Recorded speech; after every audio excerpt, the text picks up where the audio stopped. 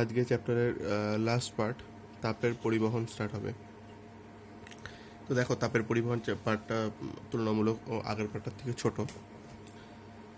তো তাপের পরিবহন মানে তাপ এক স্থান থেকে আরেক স্থানে যে প্রবাহিত হয় বা যায়, এইটা কয়েকটি পদ্ধতির মাধ্যমে হয়। যেমন হয় নাম্বার 1 পরিচলন, নাম্বার 2 বিকিরণ এবং নাম্বার 3 পরিবহন। এই 3 রকম মেথডে তাপ কিন্তু একটা স্থান থেকে আরেকটা স্থানে সঞ্চালিত হয়। এগুলো তোমরা সবাই পড়েছো, কম বেশি সায়েন্সেও পড়েছো, ভূগোলেও পড়েছো। তো আমাদের যেটা পড়তে হবে, পরিবহন পদ্ধতিটা সম্পর্কে একটুখানি জানতে হবে। পরিবহন, এই দুটো পার্ট লাগবে না। এই দুটোর মাধ্যমে তাপে মানে তাপ এক স্থান থেকে আরেক স্থানে পরিবাহিত হয়, কিন্তু এই দুটো পদ্ধতি লাগবে না, শুধু পরিবহন পদ্ধতি একটু দেখতে হবে। পরিবহন পদ্ধতি কীরকম দেখো, ধরো একটা ধাতব দণ্ড, এই ধাতুর দণ্ডের এই অংশটা আগুনের মধ্যে ধরা হলো, অর্থাৎ তাপ দেওয়া হলো। এবার এই অংশটা তাপ দিলে আমরা যদি এই জায়গাটায় ধরে রাখি, তাহলে দেখতে পাবো একটা সময় এই জায়গাটাও কিন্তু উত্তাপটা লাগবে, বা ধাতুর দণ্ডটা পুরোটাই কিন্তু গরম হয়ে যাবে। এই পুরোটা কি করে গরম হলো, বলা হচ্ছে যে এই অংশে ধাতব দণ্ডের কণাগুলি উত্তপ্ত হচ্ছে, তারা পাশের কণাগুলি উত্তপ্ত করছে, তারা তার পাশের কণাগুলি উত্তপ্ত করছে। এইভাবে তাপটা ধাতব দণ্ডের মধ্য দিয়ে পুরোপুরি ধাতব দণ্ডে সঞ্চালিত হচ্ছে। এখানে এই যে তাপ শক্তিটা প্রত্যেকটা ক্ষেত্রে মানে প্রত্যেকটা বিন্দুতে কি হচ্ছে, উষ্ণতর অংশ থেকে শীতলতর অংশের দিকে প্রবাহিত হচ্ছে। কেন কি? কারণ এখানে যেখানে তাপ দেওয়া হচ্ছে এটা উষ্ণতর অংশ, আর যেখানে তাপ দেওয়া হচ্ছে না শীতলতর অংশ। তাহলে প্রবাহটা কোন দিক থেকে কোন দিকে হচ্ছে? উষ্ণতর অংশ থেকে শীতলতর অংশের দিকে। তাহলে এইভাবে তাপের পরিবহনটা হচ্ছে, এই অংশে তাপ দেওয়া হচ্ছে, পরিবাহিত হচ্ছে শীতলতর অংশে। তাহলে এখানে ধরো ধাতব দণ্ডটাই কিন্তু মাধ্যম, ঠিক আছে না? ধাতব দণ্ডটাই হচ্ছে মাধ্যম। ধাতব দণ্ডের মধ্য দিয়ে তাপ পরিবাহিত হচ্ছে, কিন্তু এখানে মাধ্যমের কণাগুলি কিন্তু স্থানচ্যুত হচ্ছে না। মানে এই দণ্ডের এই কণাগুলো পাশের কণাগুলোকে উত্তপ্ত করছে, তার পাশের কণাগুলো তার পাশের কণাকে উত্তপ্ত করছে, কিন্তু কোনো কণাই কিন্তু নিজের জায়গা বদল করছে না। তাহলে প্রথম যেটা পড়বে সেটা হচ্ছে কয়েকটা বাস্তব উদাহরণ রয়েছে দৈনন্দিন জীবন অভিজ্ঞতা। তো লেখো কোয়েশ্চেন, ফার্স্ট কোয়েশ্চেন, তাপ পরিবহনের দৈনন্দিন জীবনে কয়েকটি অভিজ্ঞতার উদাহরণ দাও, বা অভিজ্ঞতা লেখো। তাপ পরিবহনের দৈনন্দিন জীবনে কয়েকটি অভিজ্ঞতা লেখো।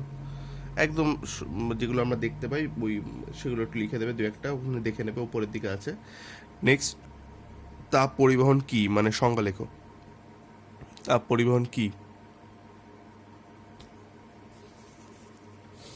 তো সংজ্ঞাটা দেখতে হবে যে পদ্ধতিতে কোনো পদার্থের উষ্ণতর অংশ থেকে শীতলতর অংশে কিংবা কোনো উষ্ণ বস্তু থেকে কোনো শীতল বস্তুতে তাপ সঞ্চালিত হচ্ছে, কিন্তু পদার্থের অণুগুলি কোনো স্থান পরিবর্তন হচ্ছে না, তাকে তাপের পরিবহন বলা হয়।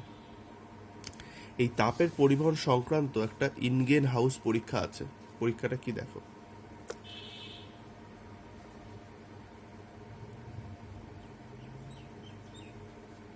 ইনগেন হাউস পরীক্ষা কিরকম, এখানে একটা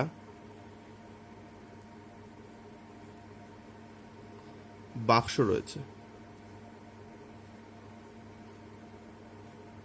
এই বাক্সটার মধ্যে এই মানে একটা কার্ডবোর্ডের বক্স রয়েছে, বক্সটার মধ্যে ধরো এই পোর্শনটায় গরম জল ঢেলে দেওয়া হয়েছে, আর এই বাক্সের মধ্যে ছিদ্র করে বিভিন্ন ধাতুর রড কিছুটা ভেতরে আর কিছুটা বাইরে প্রবেশ করানো আছে।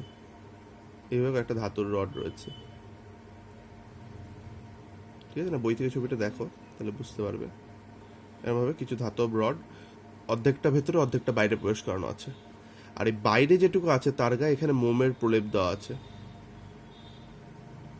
ঠিক আছে? এই ধাতব রডগুলো কিন্তু একই ধাতুর নয়, ভিন্ন ভিন্ন ধাতুর। মানে একটা লোহা হলে আরেকটা তামা, তা এরমভাবে আরেকটা জিঙ্ক, আরেকটা প্লাটিনাম, এইভাবে বিভিন্ন ধাতুর দণ্ড কিন্তু প্রবেশ করানো আছে, এবং প্রত্যেকটা ধাতুর বাইরের দিকের গায়ে কিন্তু ওই মোমের প্রলেপ লাগানো আছে।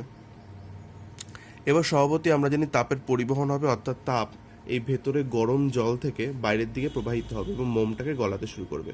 কিন্তু দেখা যাবে প্রত্যেকটা ধাতব দণ্ডে কিন্তু সমান পরিমাণ মোম গলবে না, কোনোটায় বেশি গলবে, কোনোটায় কম গলবে, কোনোটায় মাঝারি গলবে, কোনোটায় একটু বেশি কম গলবে। অর্থাৎ প্রত্যেকটা সমান পরিমাণ মোম গলছে না, তার মানে প্রত্যেকটা দণ্ড দিয়ে সমান পরিমাণ তাপ কিন্তু বাইরে আসছে না, ঠিক আছে না? অর্থাৎ এখান থেকে যেটা বোঝা যায়, ইনগেনহাউস পরীক্ষা থেকে বোঝা যায় যে প্রত্যেকটা ধাতুর তাপ পরিবাহিতাঙ্ক কিন্তু আলাদা, বা তাপ পরিবহনের ক্ষমতা কিন্তু আলাদা। একটা ধাতু এক এক রকম তাপ পরিবহন করে। তো এই ইনগেনহাউস পরীক্ষাটা কিন্তু এখান থেকে খুব গুরুত্বপূর্ণ, ভালো করে পড়বে। কোয়েশ্চেন লেখো, তাপের পরিবহন সংক্রান্ত ইনগেনহাউস পরীক্ষাটি লেখো। তাপের পরিবহন সংক্রান্ত ইনগেনহাউস পরীক্ষাটি লেখো। ঠিক আছে, এবার পরে পেয়ে চলে এসো। এবারে দেখো, একটি ধাতব খণ্ডের এক পৃষ্ঠ থেকে অপর পৃষ্ঠে তাপ পরিবাহিত হবে। এই টপিকটা খুব ইম্পর্টেন্ট, এখান থেকে কোয়েশ্চেন আসে পরীক্ষায়। মানে ব্যাপারটা কিরকম দেখো,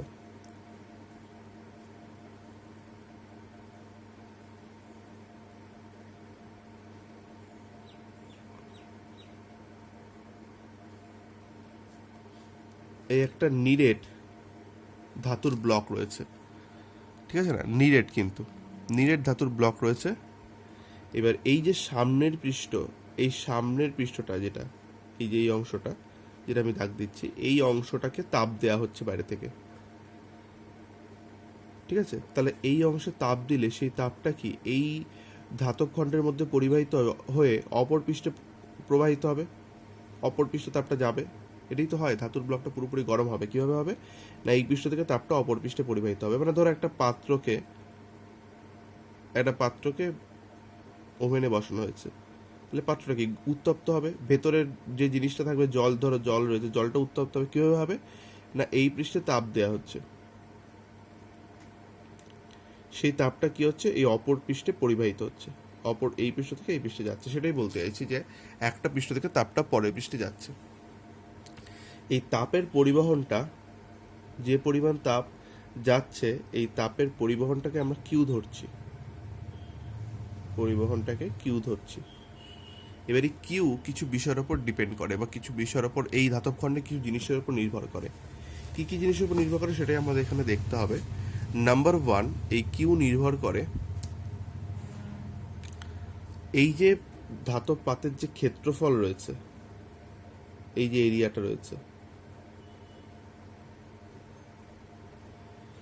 এই এরিয়াটা যত বেশি হবে তত বেশি পরিমাণ তাপ কিন্তু এই পৃষ্ঠ থেকে আরেক পৃষ্ঠে যাবে।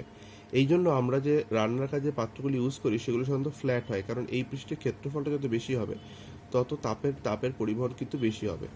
অর্থাৎ কিউ সেটা কিন্তু এরিয়া বা ক্ষেত্রফলের সাথে সমানুপাতিক।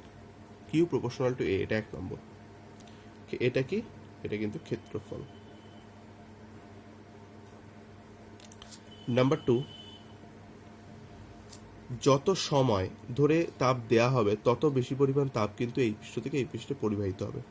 স্বভাবতই যদি এই পাত্রটাকে যদি 10 মিনিট উত্তপ্ত করা হয়, তাহলে যে পরিমাণ উত্তপ্ত হবে 15 মিনিট উত্তপ্ত করলে বেশি পরিমাণ তাপ যাবে, ঠিক আছে না? তাহলে যত বেশি সময় ধরে তাপ দেওয়া হবে তত বেশি পরিমাণ তাপ কিন্তু এক পৃষ্ঠ থেকে অপর পৃষ্ঠে পরিবাহিত হবে।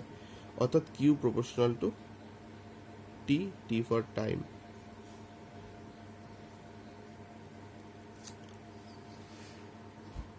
নাম্বার 3, এই পৃষ্ঠের, এই যে সামনের পৃষ্ঠ, এই পৃষ্ঠের উষ্ণতা মনে করো θ1, আর পেছনের পৃষ্ঠের উষ্ণতা মনে করো θ2। স্বভাবতই যেহেতু এই পৃষ্ঠে তাপ দেওয়া হচ্ছে, এই পৃষ্ঠে তাপ দেওয়া হচ্ছে মানে θ1 ইজ গ্রেটার দেন θ2। এই পৃষ্ঠে যদি তাপ দেওয়া হচ্ছে তার মানে এই পৃষ্ঠের উষ্ণতা কিন্তু অপর পৃষ্ঠের উষ্ণতার তুলনায় বেশি, অর্থাৎ θ1 ইজ গ্রেটার দেন θ2। এই উষ্ণতা পার্থক্য যত বেশি হবে, অর্থাৎ θ1 θ2 তুলনায় যত বড় হবে, বা θ2 θ1 তুলনায় যত ছোট হবে, মানে এই θ1 মাইনাস θ2 গ্যাপটা যত বেশি হবে তত বেশি পরিমাণে তাপ কিন্তু এক পৃষ্ঠ থেকে অপর পৃষ্ঠে পরিবাহিত হবে। অর্থাৎ এটা কিন্তু উষ্ণতার পার্থক্য। উষ্ণতার পার্থক্য বেশি হলে তাপের পরিবহনটা কিন্তু বেশি হয়। আর একটা জিনিসের উপর নির্ভরশীল, সেটা কি, বেধ। বেধ মানে এই যে এই ধাতব খণ্ডটা কতটা মোটা, এই যে ডি, এটা হচ্ছে বেধ, ঠিক আছে না? তাহলে বেদ যত বেশি হবে তত কিন্তু তাপের পরিবহন কমে যাবে, কারণ বেদ যত বেশি হবে তত পরিমাণ তাপ যেতে যেতে অপর পৃষ্ঠে যেতে যেতে খরচ হয়ে যাবে। তাহলে বেদটা কিন্তু কম হতে হবে। তাহলে কিউর সাথে ডি কিন্তু ব্যস্ত অনুপাতিক।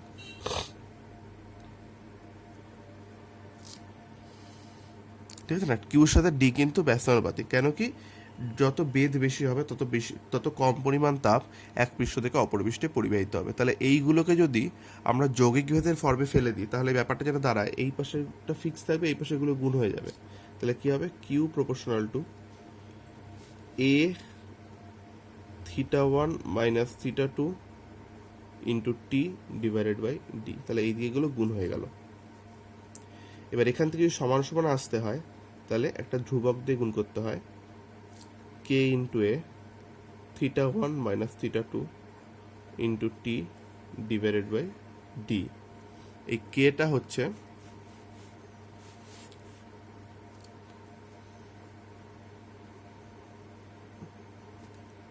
তাপ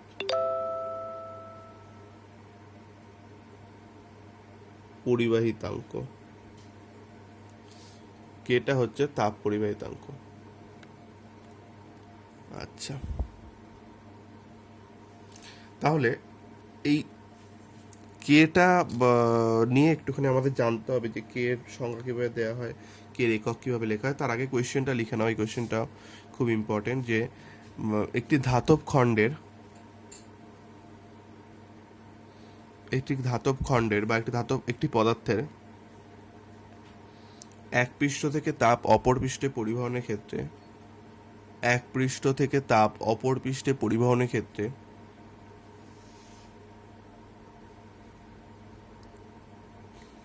কি কি বিষয়ের উপর নির্ভরশীল হয়, একই সাথে গাণিতিক রূপের মাধ্যমে প্রকাশ করো। পুরোটাই করতে হবে এবং লিখতে হবে সাথে। লেখাটাই মুখে বলে দিয়েছিস তো, লেখাটা লিখে নেবে অবশ্যই। দেখো বইতে লেখা আছে।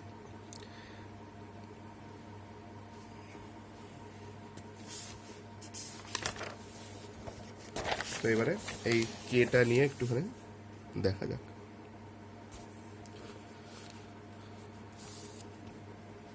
দেখো ফর্মুলাটা আমরা পেয়েছিলাম কিউ ইকুয়াল টু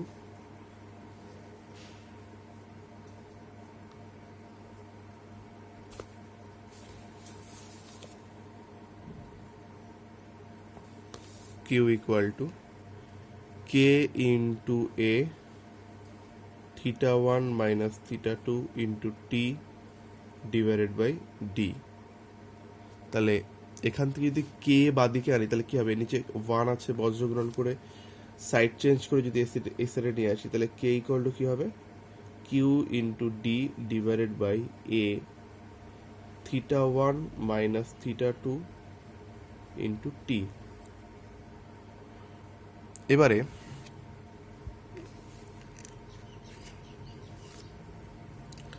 এই ধরো সংজ্ঞাটা যদি আমরা দেওয়ার চেষ্টা করি তাহলে কি দাঁড়ায়, দেখো যদি ডি ইকুয়াল টু এক হয়, ঠিক আছে না, বেদটা যদি একক হয়, প্রস্থচ্ছেদ যদি একক হয়, এবং দুই পৃষ্ঠে উষ্ণতার পার্থক্য সেটাও যদি 1 ডিগ্রি সেন্টিগ্রেড বা একক হয়, এবং সময় যদি 1 সেকেন্ড হয়, তাহলে কে ইকুয়াল টু কি হচ্ছে, কিউ হচ্ছে। তাহলে এখান থেকে এইভাবে সংজ্ঞাটা দেয়া হয় যে একক বেদ এবং একক প্রস্থচ্ছেদ বিশিষ্ট কোনো